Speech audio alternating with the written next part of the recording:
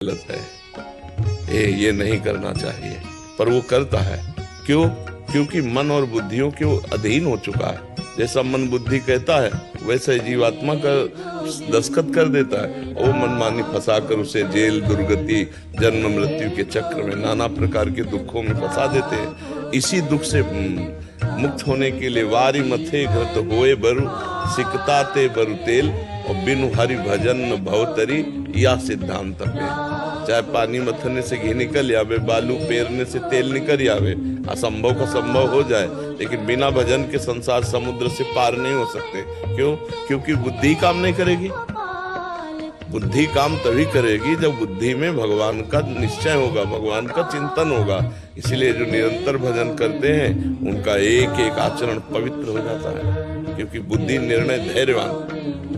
जो आज के सत्संग में था, जो सत्संग सुने आज का, कि प्रारंभ में ही चर्चा की थी कि बुद्धि व्यभिचारिणी हो गई है। व्यभिचारिणी, कभी ये भोग, कभी ये भोग, कभी ये भोग। और भगवान को चाहिए बुद्धि पतिव्रता, एक भरोसो, एक बल, एक आस विश्वास। अब गंदे स्वभाव वाली बुद्धि को अच्छे स्वभाव वाली बनाने के लिए भगवान ने देखो अवसर दिया, सत्संग दिया है। शास्त्र स्वाध्याय करो, नाम जप करो, दूसरों का हित करो, अभी बुद्धि पवित्र हो जाएगी।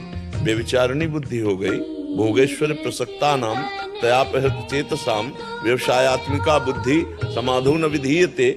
जो भोग और ईश्वर में लिप्त है वो बुद्धि कभी परमात्मा प्राप्ति का निश्चय ही नहीं कर सकती है। तो हमको अब बुद्धि सुधारनी है। पूरा का पूरा खेल बुद्धि का है।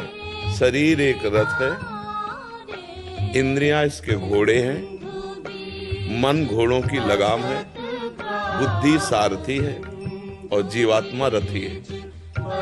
आराम से बैठा हुआ। अब अगर ड्राइवर, सारथी बेवकूफ हो तो उसे गलत मार्ग में ले जाके मरवा डालेगा, और अगर प्रवीण है तो गलत मार्ग में फंसा हुआ भी निकाल करके अपने रथी को बचा लेगा। तो होए सारथी जो प्रवीण, तभी तो हमारा बात बने। तो प्रवीणता कैसे आएगी? बोले ईश भजन सारथी सुजाना। जो इष्ट का भजन करता रहता है उसकी बुद्धि सुजान हो जाती है और संसार मार्ग में ना फंसाकर उसे भगवान से मिला देती है, और जिसकी बुद्धि भ्रष्ट होती है उसे संसार मार्ग में लगा देती है। तो हमारे अंदर भजन की कमी होने के कारण हम जो जानकारियां हमारे अंदर हैं, सत्य जानकारियां, उनका हम प्रयोग नहीं कर पाते। और भजन बल हमारा पुष्ट हो जाए तो सत्य जानकारियों का प्रयोग हो जाए। जहाँ सत्य जानकारियों का प्रयोग हुआ, असत्य वृत्तियां नष्ट हुई, वही महान बन जाता है। अंदर शक्तियों का केंद्र है। भगवान जब अंदर है तो और कौन सी शक्ति की बकाया रह गई? जो शक्ति चाहो जागृत कर सकते हो, और भजन, बिना भजन के कुछ नहीं। बारी मथे घृत होए बरु, सिकताते बरु तेल, बिनु हरि भजन न भवतरी, या सिद्धांत पे। तुम नाम जप करे, डट के नाम जप करे, सब ठीक हो जाएगा। हाँ, सब बल जागृत हो जाएगा। अमित सिंह जी, राधे राधे महाराज जी, आपके चरणों में कोटि कोटि।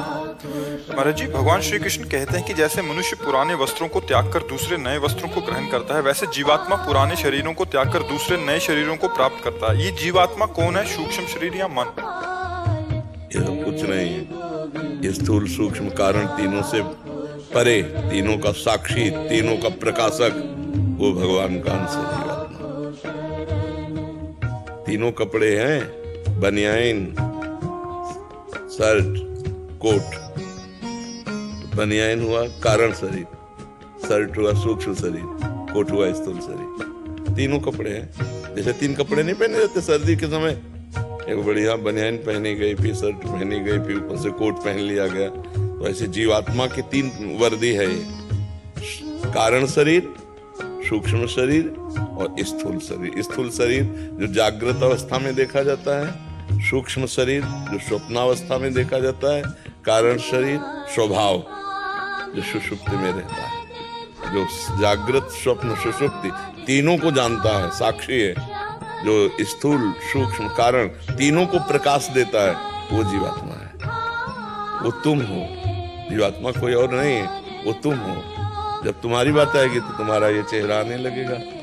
स्थूल शरीर को इतना तुम मान लिए हो अपना कि अपने आप को नहीं जानते। 3.5 हाथ के शरीर में रहते हुए 40 वर्ष, 50 वर्ष, 30 वर्ष व्यतीत हो गए और 1 सेकंड कभी अपने आप से नहीं मिले। बाहर ही घूमते रहे, जगत में ही घूमते रहे। थोड़ा लौट कर अंदर आओ, अपने आप को जानो तो निहाल हो जाओगे, परमानंद की प्राप्ति हो जाएगी। भगवान का साक्षात स्वरूप हो तो। अंश का मतलब क्या होता है? भगवत स्वरूप। पूर्ण परमात्मा का अंश परमात्मा स्वरूप ही होता है। पूर्णमदा पूर्णमिदं पूर्णात् पूर्णमुदच्यते पूर्णस्य पूर्णमादाय पूर्णमेवावशिष्यते। जो पूर्ण का अंश भी होता है वो पूर्ण ही तो होता है, परमात्मा स्वरूप। चेतन अमल सहज सुख राशि ईश्वर अंश जीव अविनाशी। कोई साधारण अंश है, परमात्मा का अंश है, और साधारण में फंस गया, देह भोग में फंस गया, इसलिए साधारण से साधारण उसकी गति हो रही। नहीं तो अभी दिव्यता छा जाए, जिस समय परमात्मा चिंतन होने लगे, गंदी बातें सब खत्म हो जाएं, अभी आप महान हो जाओगे, अभी महात्मा हो जाओगे, पैंट शर्ट में आप देवता हो जाओगे। समझ रहे किसका प्रश्न था? आप समझ रहे जी? ये मन बुद्धि नहीं है, मन बुद्धि का प्रकाशक है। सब कर परम प्रकाशक जोई। अभी अध्यात्म का ज्ञान नहीं, इसलिए ऐसा बोल रहे हैं जी। महाराज जी